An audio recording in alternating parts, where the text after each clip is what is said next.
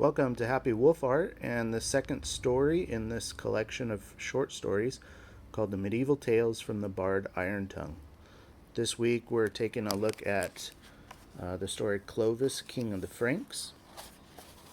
And before we get into that, each chapter from this collection of short stories, which can be found on Amazon, there's a historical note.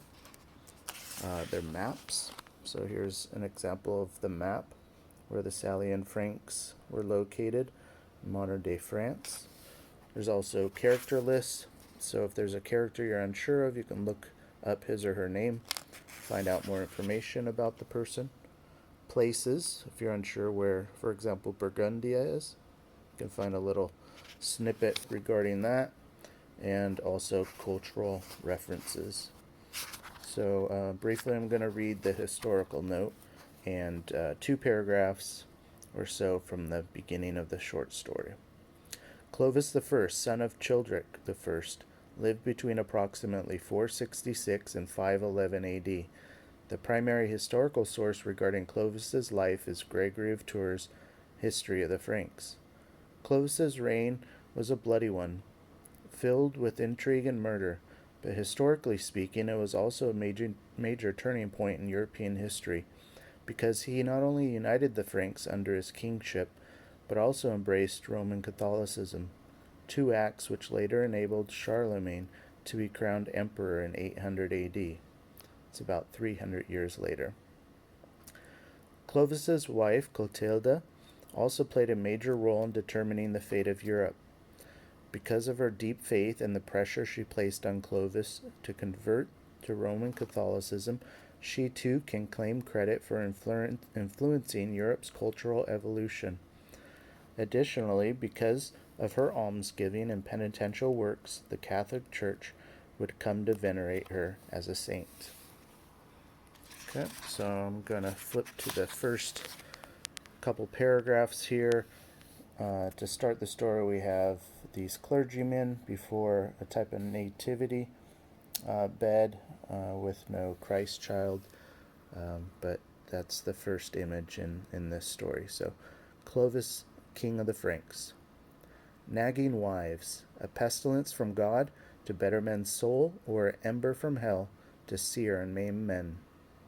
For my part, my second wife was a divine tool, a nagging woman to say the least, but sent by God to set my feet on the path to the Roman Catholic faith. My first wife, in contrast, may the gods bless her soul, was neither of the above. She was a heathen as heathen comes, and I loved her for it. She was, however, burdened with a much larger problem than my second wife. She couldn't bear children. Her womb was barren, a fruitless, rocky soil, incapable of sustaining life. And so, as king of the Salian Franks, I was forced to make a terrible decision, one that haunted me until my deathbed. I had to divorce my wife, for I was expected and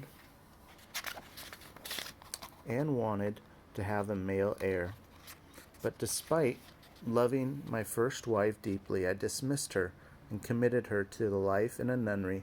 When the pain of separation grew too great, we would secretly meet in an abandoned recluse's hut and take comfort in what the Catholic faith condemned as, quote, carnal knowledge, lying in each other's arms until the morning sun threatened to reveal our rendezvous.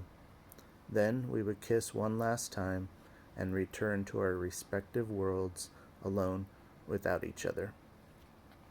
So that's the second story in this collection of tales, and there's 2 other conversion or non-conversion tales, and the book is also framed by a completely fictional work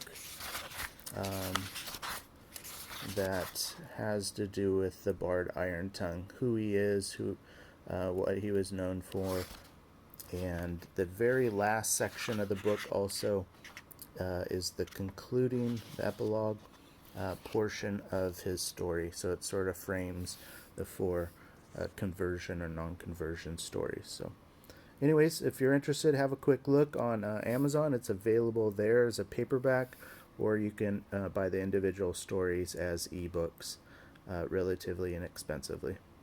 All right, thanks for stopping by.